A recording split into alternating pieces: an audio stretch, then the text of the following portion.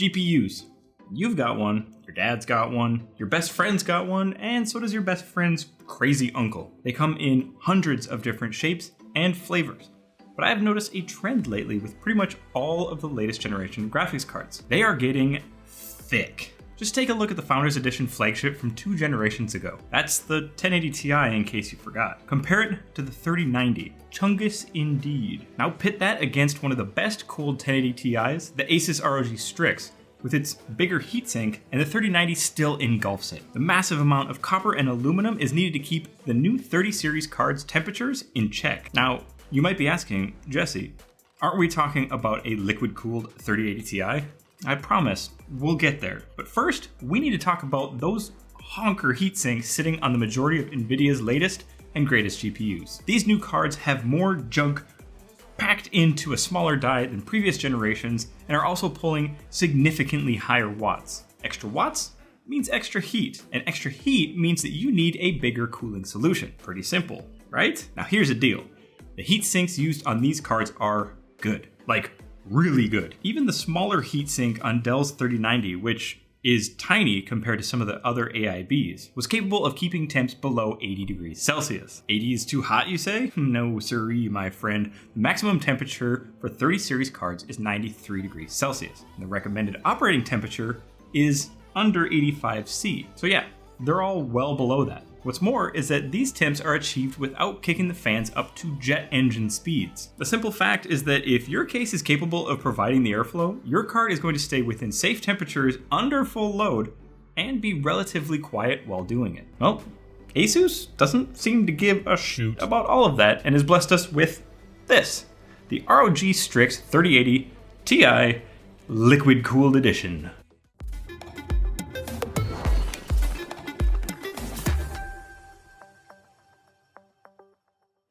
It's an absolute monster, and it holds the boost frequency crown at 1860 MHz. Although there is an asterisk there, as that number is only achieved using Asus Tweaker software, which applies a 30 MHz overclock in OC mode. Now, it's also got the almost highest TDP out of the lot, pulling an absolute bonkers 400 watts. For some reason, MSI wanted to take the lead on that one with 440 watts. Now, MSI, PNY, Palette, and Zotac don't even offer something this extreme. Gigabyte and EVGA have liquid-cooled models, but their boost clocks are at a measly 1800 MHz. Now, I hear what you're saying. Boost clocks don't tell the whole story, and that's true. Actually, benchmark results are the only way to tell how a card performs. So let's get right to it. Now, these numbers are out-of-the-box settings. No overclocks or BIOS swaps here, just good old-fashioned default settings.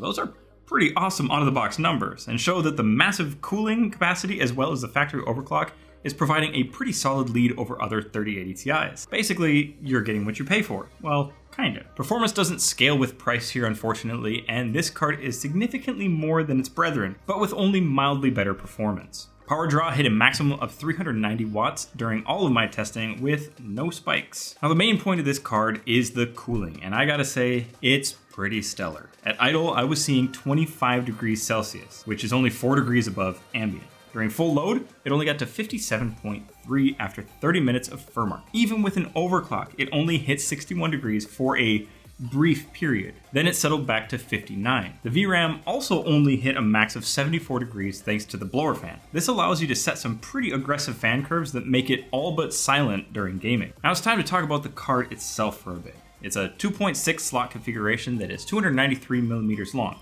That's long enough that I had to relocate my fan brackets on the Frankendel to get proper clearance. Make sure that your case supports this thing, because remember, you not only have a large GPU that has to fit, now you also have a 240mm RAD that needs to go somewhere. On the front, you have a smattering of RGB, of course, and a blower fan reminiscent of the reference cards of yore. This fan is required to cool the memory and power delivery because the water cooling on this is only for the GPU die. There is sufficient airflow, and during full load and overclocking, VRAM temps never got close to their max. It's also got a metal backplate which helps take away some of the heat from the memory capacitors. There are no memory chips on the back of this like the 3090, but it is still important to cool the back of the PCB where those memory caps are. Power is delivered with 3 8-pin connectors, which if you're using your standard PSU cables means a whole bunch of dangly bits. It's got dual BIOS providing a performance mode as well as a silent mode, although like I've said with most of the 30 series cards that have this, cooling is so good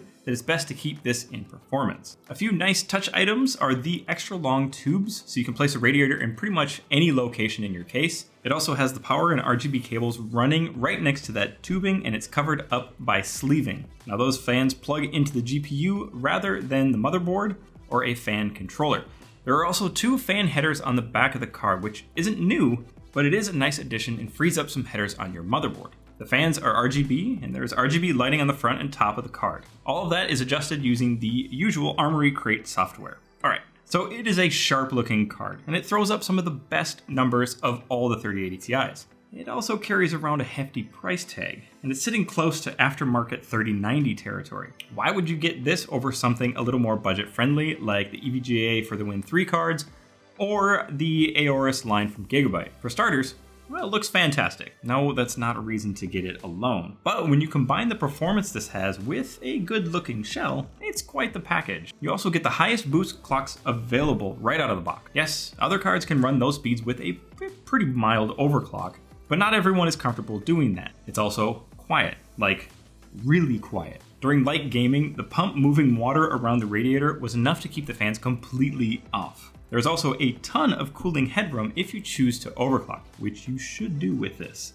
So you can crank up the megahertz without any worry of thermal throttling. And this is where I think Asus was aiming for with this card. Someone who wants the best performing 3080 Ti out of the box with room to grow in the future. When Nvidia releases the 40 series cards, like the 4080 Ti Plus, Super, whatever it's going to be, owners of this thing are going to be able to overclock the crap out of it to compete with next generation numbers. If your budget supports it, well, this is the current king of 3080s. So I give it a thumbs, well, slightly up for that. If you want to pick this card up, you can get it from Store 974.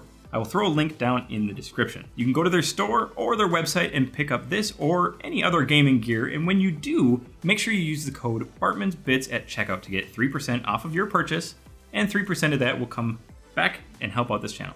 Seriously, go check it out. It's quite literally one of my favorite places to go in Doha. Thank you guys for watching, and I'll see you in the next one.